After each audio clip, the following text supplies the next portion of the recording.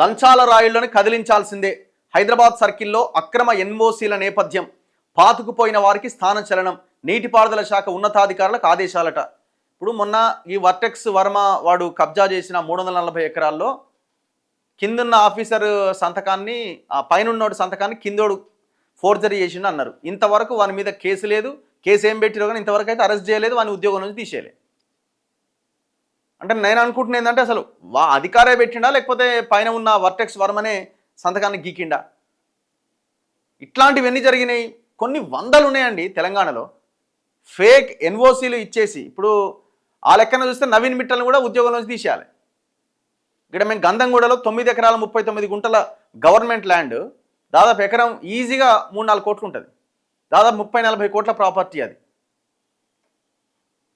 So అక్కడ government భూమి, government land కింద చూపిస్తున్న పక్కా గవర్నమెంట్ ల్యాండ్ భూమిని ప్రైవేట్ ఓడికి మార్చి పడేసారు అమయ్ కుమారు ఈయన ఇద్దరు కలిసి. ఇట్లా ఎన్నున్నాయి. కొండాపూర్లో 42 ఎకరాల బాలసాయిబాబా ట్రస్ట్ పేరు మీద ఉన్న ల్యాండ్ అమ్మడానికి, ఇంకోటి చేయడానికి వీల్లేని ల్యాండ్ని ఫినిక్స్ ఓన్ కట్టబెట్టిరు. ఇది ఇంత ఇంత ఇంత అన్యాయంగా జరిగినాయి చాలా.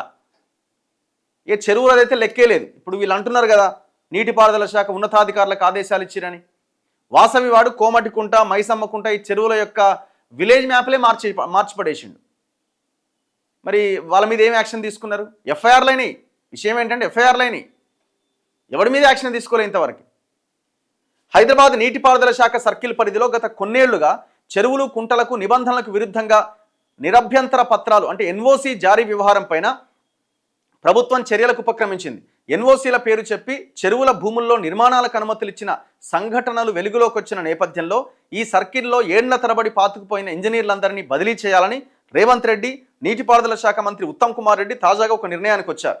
గత కొన్నేళ్లుగా ఏఈ నుంచి ఆ పై స్థాయి వరకు ఇక్కడ తిష్టవేసిన వారిని కదిలించి సమూలంగా ప్రక్షాళన చేయాలని భావిస్తున్నారు. ఈ మేరకు నీటిపారుదల శాఖ ఉన్నతాధికారులకు అంతర్గత ఆదేశాలు ఇచ్చారట. ఇట్లాంటి చెరువులు మేము బొచ్చడు చూపిస్తాం, ఇన్ని చూపిస్తాం మేము. ఈ పటాన్ చెరువుకు పోదాం పదండి, అమీన్పూర్లో దొంగలే అంత మొత్తం.